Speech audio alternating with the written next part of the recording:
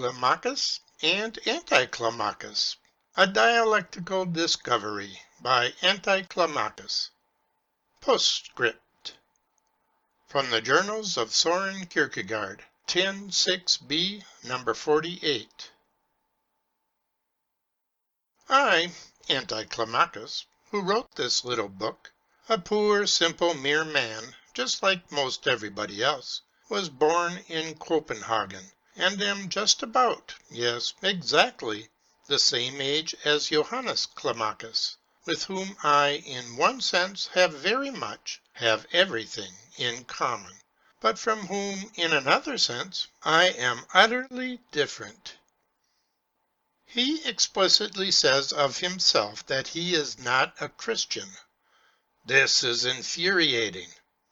I, too, have been so infuriated about it that I, if anyone could somehow trick me into saying it, say just the opposite. Or because I say just the opposite about myself, I could become furious about what he says of himself. I say, in fact, that I am an extraordinary Christian, such as there has never been. But please note, I am that in hidden inwardness.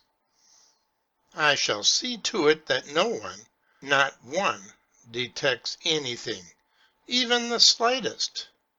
But profess I can, and I can profess, but I cannot really profess, for then, after all, I would violate the secret's hiding place, that in hidden inwardness I am, as I said, an extraordinary Christian, such as there has never been. The reader, who in addition to being my friend, is also a friend of understanding, will also readily perceive that despite my extraordinary Christianity, there is something malevolent in me. For it is sufficiently clear that I have taken this position simply out of spite against Johannes. Had I come first, I would have said of myself what he now says of himself, and then he would have been compelled to say of me what I say of him. For we are related to each other, but we are not twins, we are opposites. Between us there is a deep, a fundamental relationship, but despite the most desperate efforts on both sides, we never get any farther, any closer, than to a repelling contact. There is a point and an instant at which we touch, but at the same instant we fly from each other with the speed of infinity, like two eagles plunging from a mountain top toward one point, or like one eagle plunging down from the top of a cliff, and a predatory fish shooting from the ocean's depth to the surface with the same speed. We two both seek the same point. There is a contact, and at the same instant we rush from each other, each to his extremity. The point we are seeking is this: simply and plainly to be a genuine Christian. There is a contact, but at the same instant we fly from each other. Johannes says that he is not a Christian, and I say that I am an extraordinary Christian, such as there has never been. But please note, in hidden inwardness.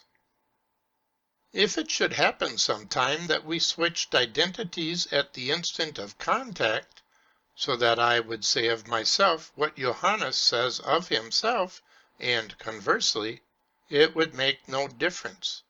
Just one thing is impossible, that we both say the same thing about ourselves. On the other hand, it is possible that we could both vanish. Actually, we do not exist, but he who does come to be simply and plainly a genuine Christian will be able to speak of us two brothers, opposites, just as the sailor speaks of the twins by which he steers, just as a sailor tells about the fantastic things he has seen, so also the person who has come to be simply and plainly a genuine Christian will be able to tell about the fantastic things he has seen. Perhaps there are lies in what the sailor tells, This will not be true of what the genuine Christian tells of us. For it is true that we two brothers are fantastic figures, but it is also true that he has seen us. Anti-Climacus.